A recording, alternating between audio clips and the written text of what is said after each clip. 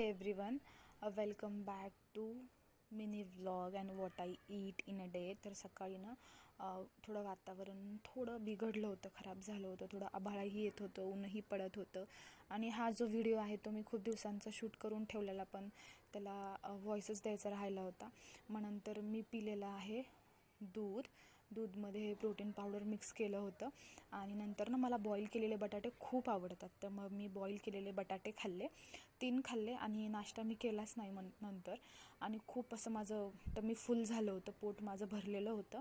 मग त्याच्यानंतर मी एक नारळ पाणी घेतलं आणि नारळ पाणी घेतल्यानंतर मी जेवण केलं, लंच. त्याच्यामध्ये आंबट लोणचं, भात, पोळी आणि डाळ किंवा वरण.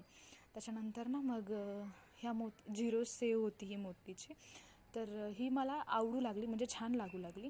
आणि त्याच्यानंतर मॅगी. That's it, bye.